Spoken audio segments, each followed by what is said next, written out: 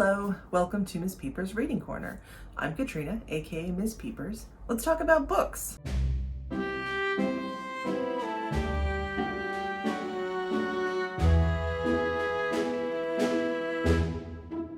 Today, if you hadn't already guessed, we're going to be talking about Snowpiercer. Ugh.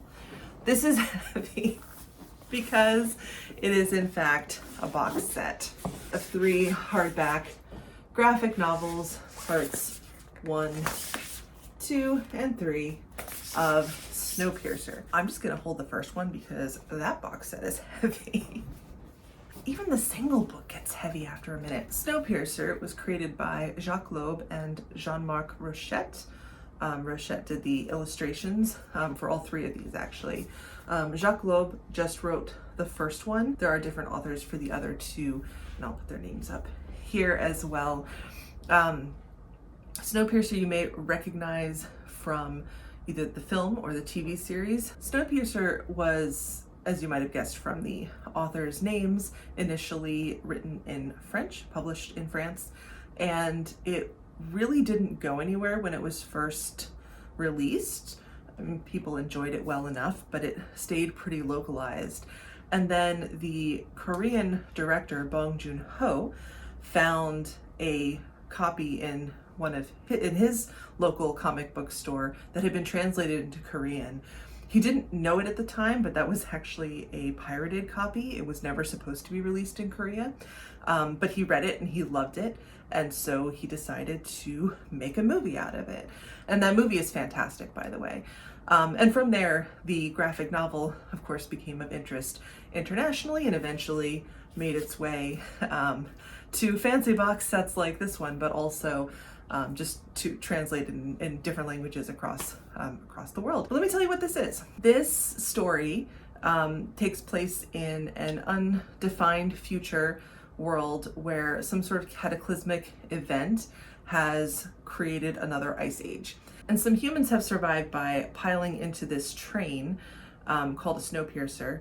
The train was initially created for the sake of fancy vacations, and that its claim to fame is that it can continuously run on its own steam, as it were. The energy from the engine running is basically recycled back into the engine so it can keep going. I'm definitely not a train engineer. This train is 1,001 cars long, so massive, massive vehicle. And so there are tons of people in it. And we follow in this story, in the first volume, a man named Prolof, who comes from the very back of the train, which is essentially the train's ghetto. When the event happened and people started piling into this train to save themselves, not everyone had a ticket, and so there was a rush at the train station for people to try to get in to the train and save themselves if they could, knowing that they would freeze to death if they did not succeed in boarding. And so a lot of the people who are at the back of the train were never supposed to be on the train to begin with. And as a result, these back cars of the train have become essentially a ghetto where people don't have enough to live on, they don't have enough food or space or the option for basic hygiene in a lot of cases. It's just a really, really bad situation. And Prolof has managed to break out of the ghetto and get into a forward car. Prolof is arrested and then manages to escape and starts working his way towards the front of the train. And as he does that, he sees, hello. Hello. And as he does that, he sees the way that different classes in this train live, different social classes, that is. Prolof is also traveling with a woman named Adeline, who is a revolutionary from the second class, who's trying to secure rights for the people in the back of the train. And so Prolof and Adeline work their way towards the front to discover what is really going on and how this society actually operates, because there's not great communication intentionally not great communication across the length of the train. And that's just the first book. And the second and third volumes follow other stories, which I don't want to spoil. Yes, T'Challa.